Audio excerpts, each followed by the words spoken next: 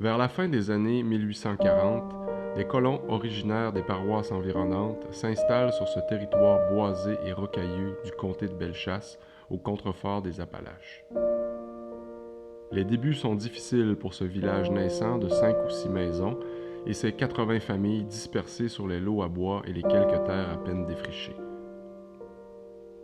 C'est sur cette terre rocheuse ou cette roche terreuse, comme certains se plaisent à dire, que Joseph-Onésime Brousseau est nommé curé fondateur de Saint-Damien de Buckland en 1882.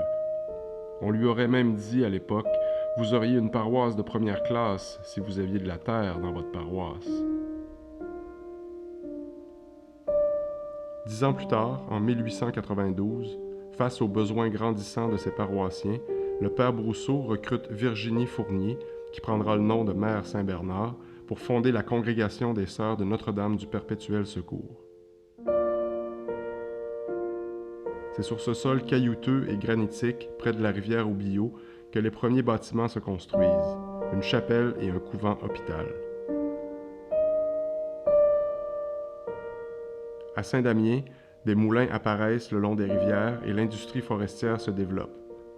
Mais cette industrie ne peut faire vivre toute une population. La colonisation semble alors le chemin vers un avenir meilleur. La congrégation affirme donc sa vocation agricole. On créera en 1902 l'Institut des Frères de Notre-Dame-des-Champs pour former les orphelins au travail de la terre.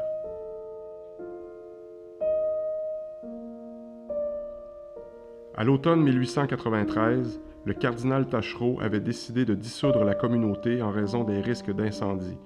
Ne risque-t-on pas une lamentable grillade avec tous ces tuyaux qui sillonnent la maison? Les installations étaient alors chauffées par 26 poêles et des kilomètres de tuyaux. La communauté n'est finalement pas dissoute, mais c'est en 1905 que les flammes firent leur ravage. En l'espace de 3 heures, tout est consumé. J'entends encore le pétillement et le bourdonnement qui se faisaient entendre bien loin. On dirait la mer en furie. Personne n'y perdit la vie et seul l'hospice fut épargné.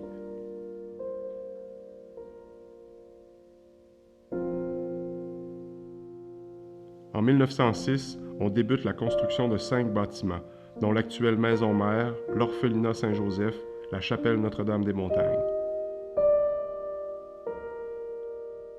Il fallait évidemment nourrir l'ensemble des religieuses et des gens dont elles avaient la charge.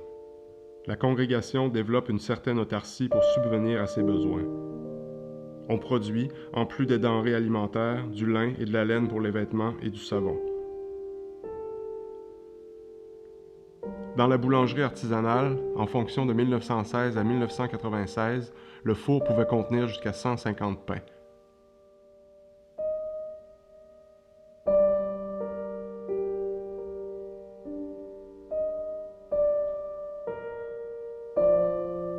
À la fin des années 1950, l'architecte Jean-Marie Roy conçoit pour les religieuses l'école normale Notre-Dame du Perpétuel Secours et l'orphelinat du Sacré-Cœur. En 1970, la congrégation compte plusieurs installations à Saint-Damien, une quarantaine de couvents à Québec, au Saguenay et en Abitibi, des foyers pour personnes âgées, un hôpital et des missions à l'étranger.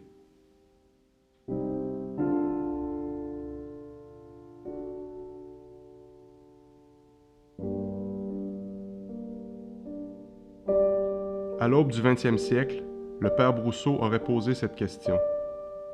Que sera la congrégation dans 100 ans? Même si les 100 ans sont passés et que la congrégation est toujours là, la question du père Brousseau demeure d'actualité. Que va-t-il advenir de cet héritage?